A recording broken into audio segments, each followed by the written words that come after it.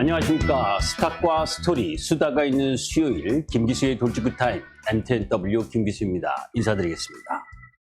자, 오늘 같은 날이면 여러분들 방송 시청도 하기 싫을 겁니다. 다 주식을 왜 했는지, 그리고 신저점을 계속 경신하고 있는 이 시장의 저점이 어디에 있는지, 참 어려운 시장 국면이 지속되고 있기 때문에 마음이 아프실 거고, 그런 가운데에서 낮술이라도 한잔하고 싶은 욕구도 느끼실 겁니다.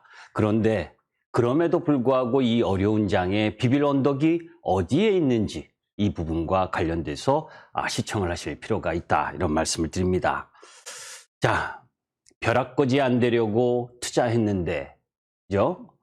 모두 다 후회하는 흐름이죠. 2020년 2년 전만 해도, 그죠? 코로나 이후에 강력한 유동성으로 시장이 상승을 하고, 그런 가운데에서 MZ세대들이 2021년 작년도에 엄청나게 주시장에 몰려들어왔었던 거 기억하실 겁니다.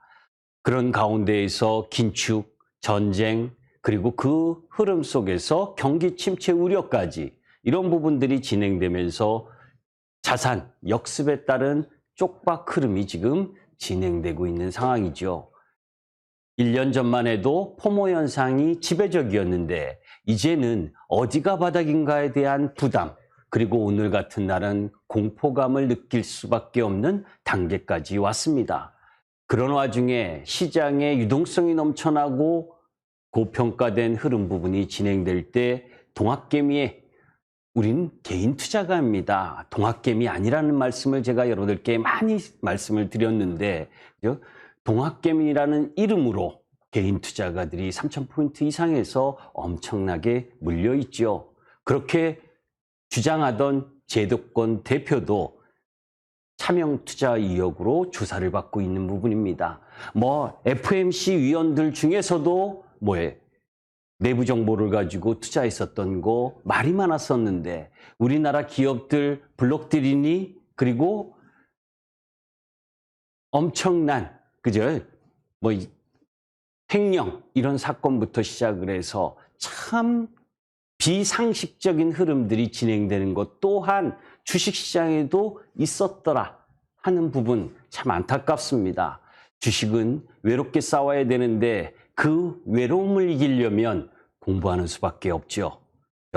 자, 잠시 후에 본격적인 김기수 돌직구 타임을 시작하기 이전에 노란탁과 관련된 설명을 잠시 드리면, 샵 0988 문자나 또 오른쪽에 놓여있는 QR코드를 찍으셔서 보내시면 저와 의사소통할 수 있는 공간이 생깁니다. 어려운 시장입니다. 왜 외국인들은 이렇게 계속 매도하고 있는지, 그거부터 시작을 해서 어느 정도까지 떨어져야 그만 팔 건지, 이 부분과 관련돼서 나름대로의 이야기들을 해보도록 하겠습니다. 고장난 시계이지만 반드시 들어주시기 바랍니다.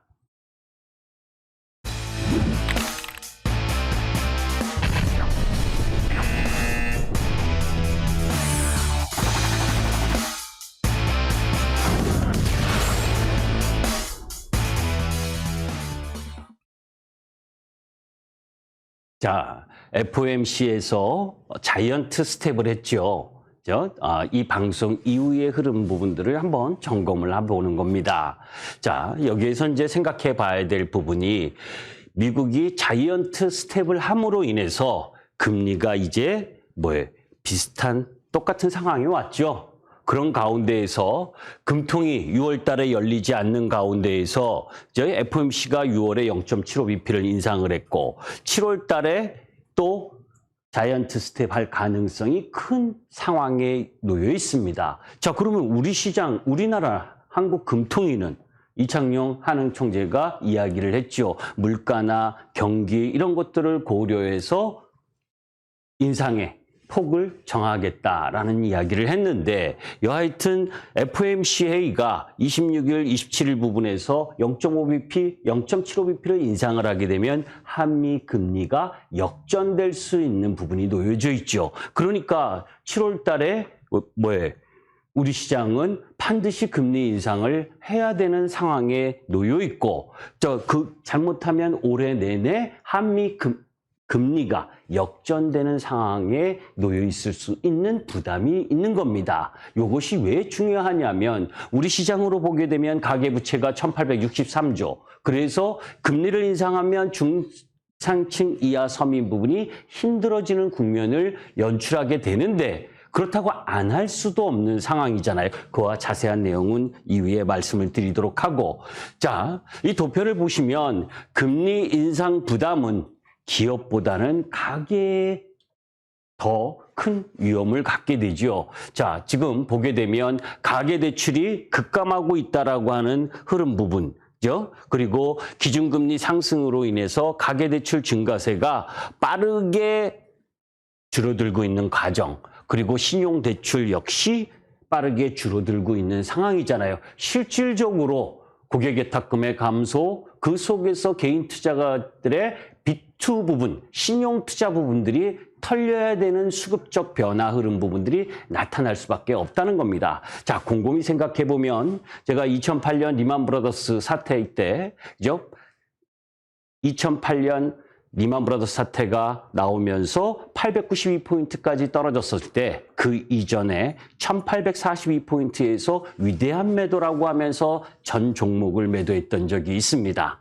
자, 그런데 지금의 위기를 그때하고 자꾸 연관 짓는 건 저는 솔직히 아니라고 봅니다. 그 이유와 관련돼서는 여러 가지 이야기를 하고 있는데 자, 지금에 와서 경제 전문가들이 예측을 하고 있습니다. 자, 연초만 해도 세계 경기 침체 우려 시각이 거의 없었죠.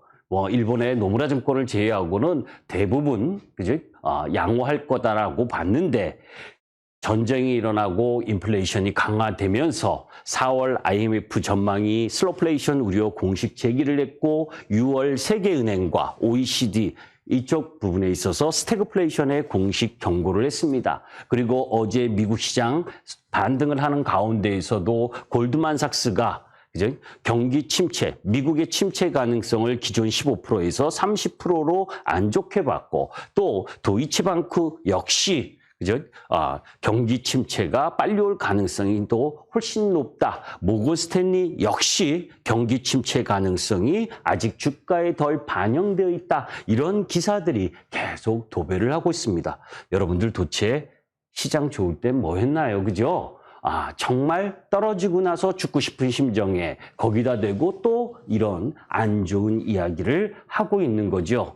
자, 제가 지난주에도 우리 시장에서 작년 연말에 증권사에서 예측한 예측, 우리 시장 코스피 지수 전망치 최저가 2600포인트에서 3500포인트 정도였습니다. 그런데 이제 하반기 부분에 와서 다시 조사를 했더니 2220포인트부터 시작을 해서 저점은 2500포인트, 벌써 오늘 2342포인트니까 최근에 조사한 저점도 다 깨버렸죠.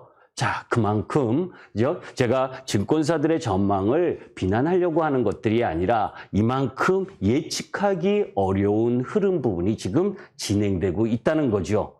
자, 1930년대 이후 총 13번의 침체기에서 평균 S&P가 32% 하락을 했었다라는 부분. 그래서 S&P 지수 기준으로는 3200포인트 정도까지 내려올 가능성이 높다라고 이야기를 합니다. 그런데 저런 이야기들은 사실 이런 제가 앞으로도 이야기할 부분은 펀더멘털 부분을 이야기를 하겠지만 펀더멘털을 이야기한다는 건 약세장이라는 거예요. 그죠? 유동성이 제한적이고 부족한 상황이기 때문에 떨어지는 주가를 어떻게 하든 논리적으로 설명하기 위해서 펀더멘털을 들이미는 겁니다. 유동성이 좋아서 주가가 올라가게 되면 사실 펀더멘털 잘 안 따지잖아요. 그런 가운데에서 항상 법보다 가까운 건 주먹이죠. 주시장도 마찬가지입니다. 펀더멘털은 지나가 봐야 하는 거죠. 왜? 지금 경기가 앞으로 안 좋아질 거면 올해까지 지난 분기까지 실적이 좋던 종목들과 기업들이 앞으로 안 좋아지는 경기 상황에서 그 실적만큼을 낼 수 없다라고 하는 전제가 깔린다면 펀더멘털을 들이미기가 어려운 거잖아요. 그러니까 주식의 가격을 결정하는 요소는 펀더멘털과 수급 그리고 센티멘탈 투자 심리라는 거죠. 그런데 지금 그 삼박자가 다 붕괴되는 상황에 놓여 있고 그런 가운데에서 지금 올해 반대매매 금액 추이죠. 1월, 2월, 3월, 4월 보게 되면 계속해서 지금 주가가 떨어지는 와중에 반대 매매가 나올 수밖에 없는 구조가 있는 거죠. 자, 글로벌 시장으로 다시 또 들어가서 글로벌 소비자 물가 상승률이 엄청나다는 건 이미 알고 있고 그런 가운데 FOMC 회의 영란은행부터 시작을 해서 EU 그리고 우리나라 전체적으로 금리를 인상하고 있는 상황입니다. 이런 부분들이 비단 경제적인 부분뿐만 아니라 정치적인 부분까지 영향을 미칠 수 있다는 거죠.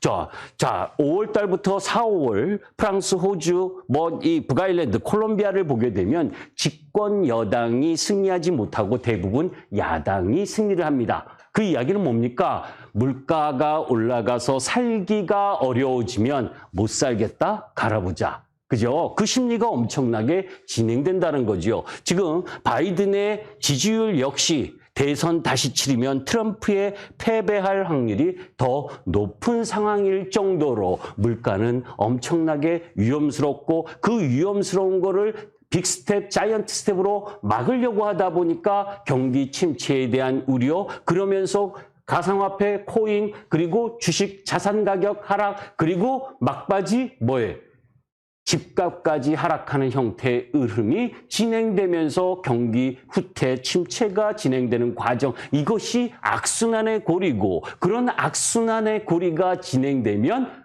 신용 위험이 나오게 되고 신용 위험이 나오게 되면 리만 브라더스처럼 끝없이 추락할 수 있다라고 하는 것이 지금 주가 하락의 배경입니다. 자, 영국이나 유럽 인플레이에 파업의 몸살을 앓고 있다.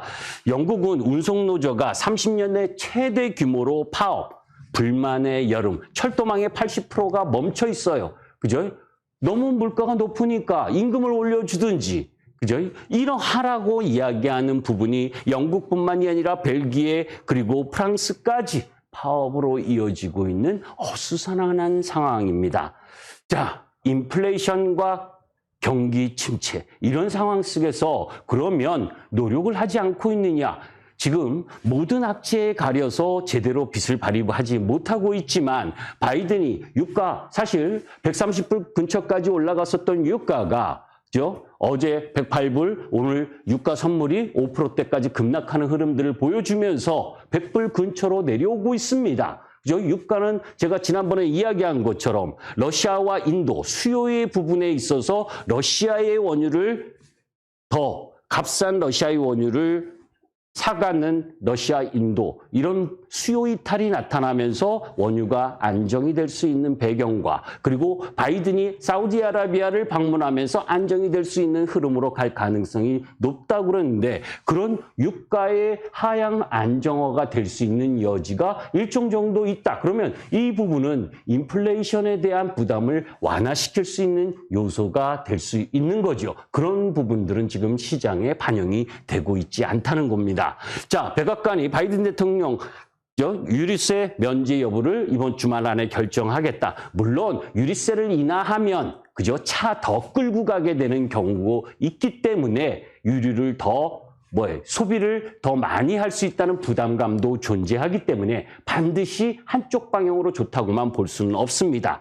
또 그리고 대중국 관세 관련해서 시진핑과 통화할 것이다. 시간은 아직 안 정했지만, 그죠? 자, 이런 나름대로의 노력을 하려고 하는 흐름 부분들, 이런 것들은 지금 주가 반등 흐름에는 전혀 반영되지 않고 있기 때문에 그것은 왜 지금은 경기 침체 우려가 더 투자 심리를 자극하고 있기 때문이지요. 자, 그런 가운데에서 이제 오늘과 내일 제롬 파월 연준 의장이 지난번 자이언트 스텝 이후에 어떠한 이야기를 할 것이냐 상하원 증언이 놓여져 있습니다. 이 부분에 또 귀를 기울여야 되죠. 우리나라도 나름대로 새로운 정권이 들어가면서 법인세 인하나 증권거래세 인하 그리고 주식 양도세 사실상 폐지 이런 부분들은 아주 작은 거죠. 실질적으로는 공매도와 관련된 부분, 제가 본격적으로 설명을 이 부분과 관련돼서 드리도록 하겠습니다.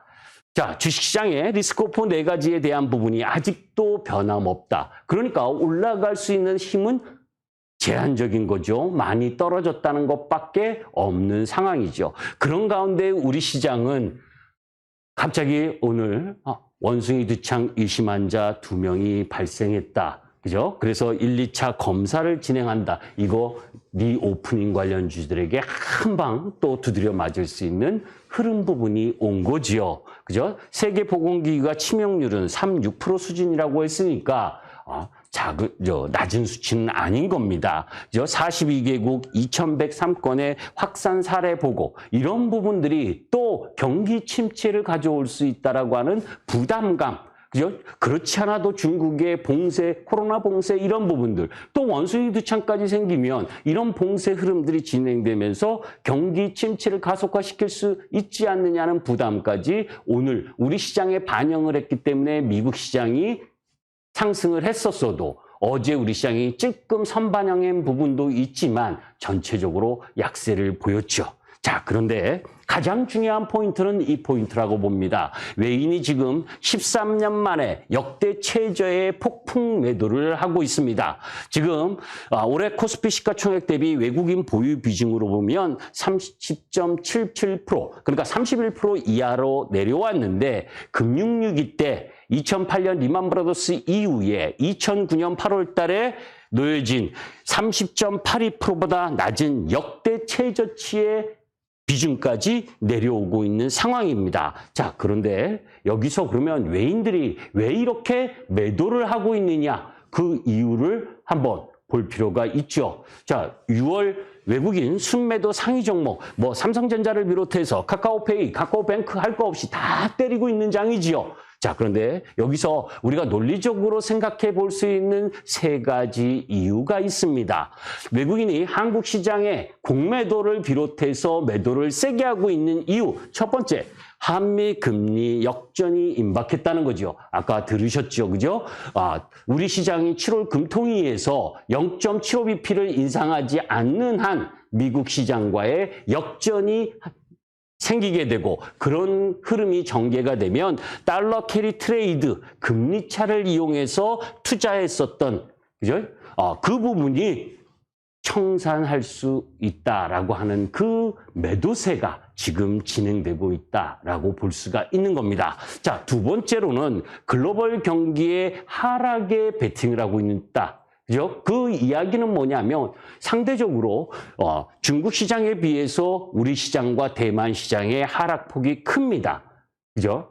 사실 유럽과 미국 그리고 중국 쪽 라인 부분은 이전 저점을 다 지켜내고 있는데 유독 우리나라 시장만 약세를 보이고 있는 부분, 우리나라는 중간재 수출 국가이기도 하면서 제조업 강국이죠. 우리나라와 대만의 공통점은 경기와 민감한 이 제조업 중심이기 때문에 매도세가 나온다라고 하는 부분. 그게 두 번째입니다. 자, 그 다음 세 번째는 중국의 대기 규모 경기 부양책. 그죠? 중국은 소비자 물가도 2.22% 그런 가운데에서 빅테크 규제하던 부분을 완화하려 하고 있고 그런 가운데에서 경기 부양에 대한 의지를 일정 정도 가지고 있으면서 시진핑 3년임에 대한 하반기 부분, 그 부분을 위해서라도 부양 정책을 강화할 소지, 이런 부분들 때문에 시장이 안 좋고 글로벌 경기가 안 좋고 그리고 긴축에 대한 부담, 그리고 또 그동안 우리나라 돈 얼마나 많이 풀었습니까? 코로나 이후, 그죠? 가계부채 부분, 아까 말씀드린 것처럼 1863조 부분을 푸른 가운데에서, 그죠?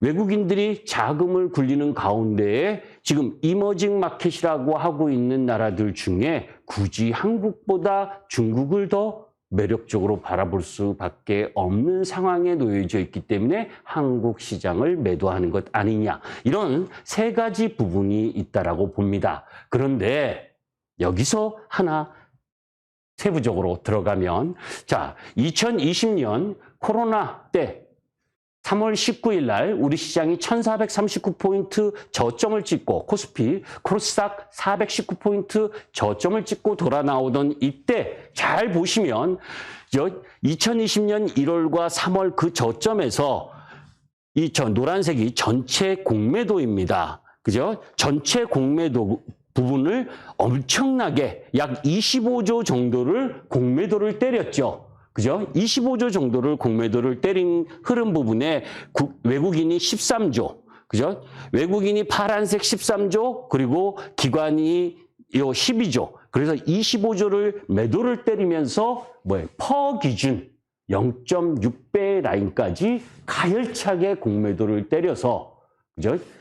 개인들의 신용을 다 박살내고 뒤집으면서 되돌아 나왔다는 겁니다. 자, 이번 국면 2022년 4월, 6월까지의 공매도 부분을 보게 되면 지금 코스피 시가총액이 2200조 부분에 있어서 지금 1850조, 1900조까지 지금 내려와 있는 상황인데 이때 지금 전체 공매도를 차지하고 있는 외국인, 이 빨간 선 보이죠, 그죠? 이 외국인이 18조 이상의 공매도를 때려서 지금 국내 기관 6조 포함해서 24조 이상 매도를 때리고 있다는 겁니다. 자, 이런 수치상 흐름들로 보게 되면 이제 정점 부근은 어느 정도 임박했는데 그 정점에 턴을 하는 시점은 제가 어디다라고 이야기를 할 수는 없죠. 그렇기 때문에 우리가 퍼를 한번 보는 겁니다.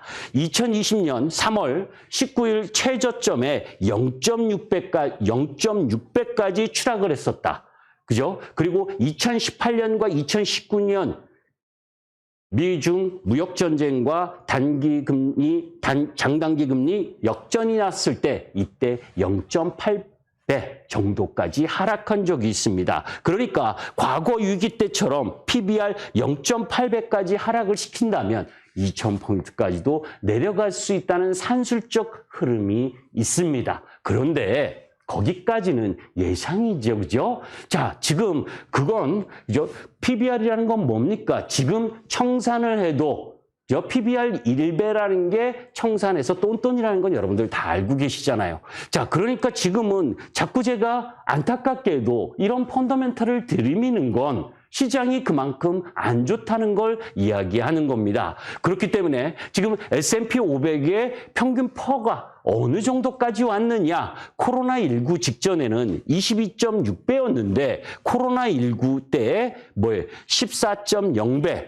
그리고 현재 퍼가 15.4배. 그러니까 코로나19 저점 퍼에 일정 정도 근접하고 있는 상황이지요. 여기서 조금 더 떨어지면 미국 시장도 코로나19 저점 퍼 라인 부분하고 얼추 비슷한 상황에 들어오고 코스피 우리 시장도 마찬가지. 코로나19 직전에는 14.8배 정도에서 거래됐는데 지금 현재 퍼가 8.9배, 9배 그 이하죠. 2,400이 9배. 요 정도 라인 부분이니까, 자, 요런 부분들을 감안한다면, 실물에 비해 국내 주가가 하락폭이 너무 큰 건 분명한 상황인 겁니다. 자, 이제 여러 가지 할 얘기가 있는데, 지금 시간이 다 됐네요. 여러 가지, 이 흐름들을 살펴보고 여러분들께 이야기하고 싶은 내용도 있지만, 오늘처럼 미국 시장이 상승을 했고, 그런 가운데 우리 시장이 하락을 하면서 대만까지, 그리고 나스닥 선물 하락을 이끌고, 그리고 대만을 유럽 시장이 약세, 이런 하락 시장에서의 핑퐁 흐름 부분들이 진행되고 있는 가운데에서 바닥 어느 특정 시점을 잡기는 어렵지만 지금까지 들고 계시다면 조금 아프지만 정말 아프고 여러분들께 이 고장난 시계의 시황을 이야기하는 안타까운 마음이지만 이 자리에서는 지금 버텨야 된다. 제가 2020년 3월 달에 시황을 말씀드리면서 그런 말씀 드렸던 거 똑같습니다. 공개방송 설명은 따로 안 하겠습니다. 이만 마무리하겠습니다. 감사합니다. 김기수였습니다.